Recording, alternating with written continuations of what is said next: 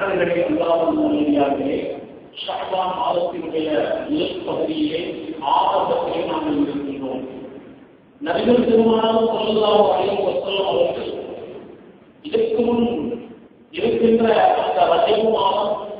அந்த ரஜபு மாதம் பட்டுவிட்டாலேயே நபிகள் பெருமானார் ஸல்லல்லாஹு அலைஹி வஸல்லம் அவர்கள் ஒரு விசேஷமான பிரார்த்தனை செய்வார்கள்.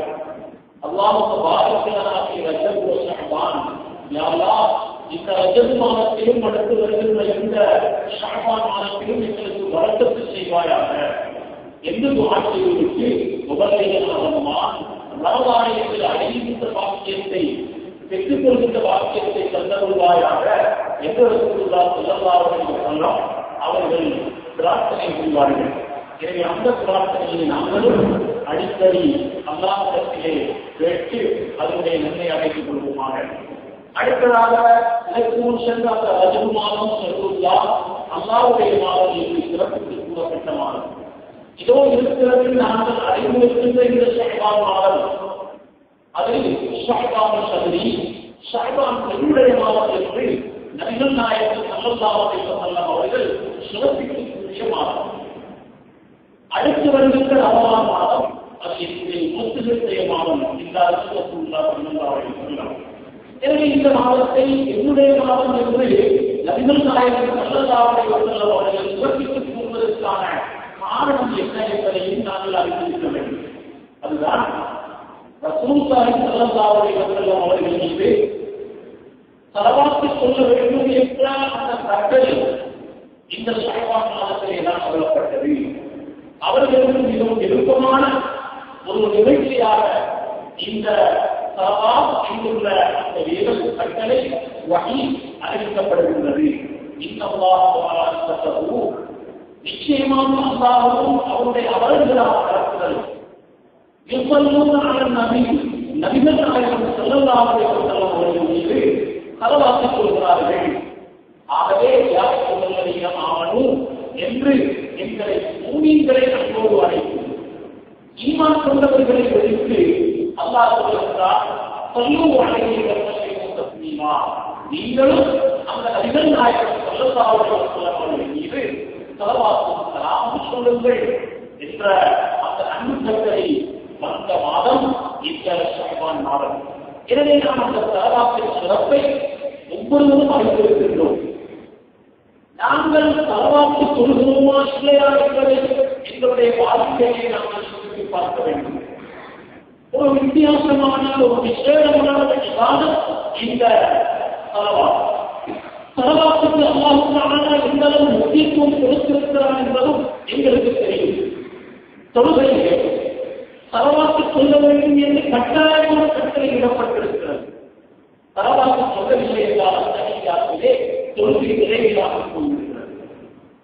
ஜனாதா தொழுகையிலே ஸலவாத்து சொல்லியாக வேண்டும்.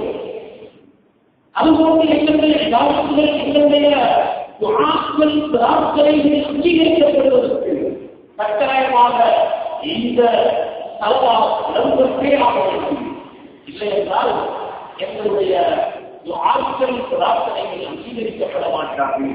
அத்தகைய ஒரு சிறப்பு அல்லாஹ் தஆலா இந்த ஸலவாத்துக்கு வைத்திருக்கிறார். அப்படியானால் இது நபிகள் பெருமானார் ஸல்லல்லாஹு அலைஹி வஸல்லம் அவர்களுடைய சிறப்பை எடுத்து காட்டுகிறது.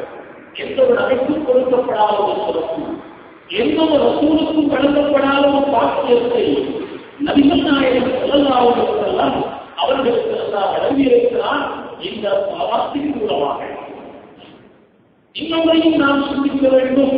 உலகம் அறிந்துவிடும், யாருமே சொல்வதற்கு ஆள் இல்லாமல் போய்விடும். நோன்பு பிடிக்கும் யாருமே இருக்க மாட்டார்கள், செய்யவும் யாரும் இருக்க மாட்டார்கள். எல்லா விவாதத்துகளும் அந்த உலகம் முடிவடைந்தவுடன் என்று போய்விடும். ஆனால் இந்த மகிமை உடைய ஸலவாத்துக்கு மட்டும் முடிவே கிடையாது, அதற்கு எல்லையே கிடையாது, அதற்கு முடிவே இல்லாத இபாதத்தாக இந்த ஸலவாத்தை அல்லாஹ் வைத்திருக்கிறார். மனிதர்கள் சொல்லிக் கொண்டிருக்கிறார்கள் மௌத்தோடு ஸலவாத் சொல்லிவிடும், மனத்தினர் சொல்லிக் கொண்டிருக்கிறார்கள் அவர்களுடைய மனைவி இரண்டாவது பூமியுடன் மனத்தினர் மறைந்து விடுவார்கள், அவர்களையும் அல்லாஹ் தஆலா மௌத்தாக்கி விடுவான். முதலாவது கூறப்பட்டதும். ஆனால் நபிகள் நாயகம் ஸல்லல்லாஹு அலைஹி வஸல்லம் அவர்கள் மீது கூறப்படுகின்ற இந்த முக்கியமான இபாதத்தாகிய இந்த வணக்கம் அல்லாஹ்வால் சொல்லப்படுகிறது.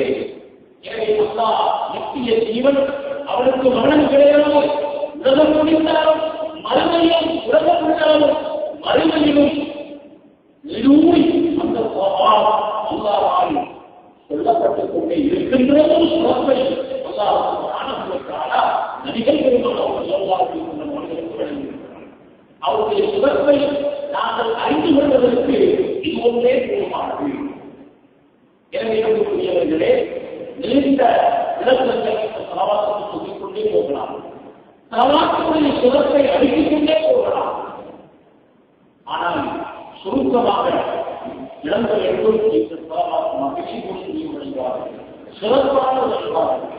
எனவே அதை எங்கு வேண்டுமானால் எந்த இடத்திலும் அசூசியான இடங்களை தவிர எந்த நேரத்திலும் எந்த இடத்திலும் அந்த சலவாத்தை நாம் சொல்லிக்கொண்டே இருக்கிறான், அல்லா சொல்லிக்கொண்டே இருக்கிறான். எனவே இந்த நேரத்தில் தான் சலவாத்து சொல்ல வேண்டும், இந்த இடத்தில் தான் சலவாத்து சொல்ல வேண்டும் என்ற ஒரு கட்டுப்பாடு நிச்சயமாக தொழுகையை போல, நோன்பை போல, அச்சை போல ஒரு குறிப்பிட்ட நேரத்தில் தான் அதை நிறைவேற்ற வேண்டும். ஆனால் இப்போ சலவாத்து இருக்கிறதே, இதற்கு காலம், இடம், இந்த நேரத்தில் தான் சலவாத்தை சொல்ல வேண்டும் என்ற ஒரு கட்டுப்பாடு நிச்சயமாக ஒரு சலவாத்துக்கு கிடையாது. எந்த நேரத்திலும் சொல்லலாம், எந்த இடத்திலும் சொல்லலாம், அசூசியான இடங்களை தவிர. எனவே மிக்க ஒரு விவாதத்தை எல்லாம் ஆனால் எங்கள் அறிமுகப்படுத்தியிருக்கிறான். அதை நாம் அதிகமாக எங்களுடைய வாழ்க்கையில் சொல்லியாக வேண்டும். சலவாத்தின் மூலமாக எங்களுடைய வாழ்வை சிறப்பு, எங்களுடைய நோய் உட்படங்கள் குணமாகும், எங்களுடைய தேவைகள் நிறைவேறும். அல்லாஹ் தஆலா எங்களுக்கு ரஹ்மத்தை சொல்கிறான்.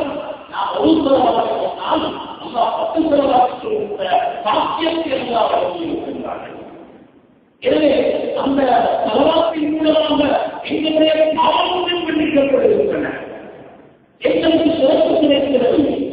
சலாத்துல் முஸ்தகீம் பாடத்தை கடப்பதற்கு ஒரு மொழியாக அல்லாஹ் தஆலா இந்த சலவாத்தை ஏற்றிருக்கிறார். முக்கியமாக ஒன்று, சலாத்து என்பது சக்தியை விட கூர்மையானது, மயிலை விடவும் மெல்லியது.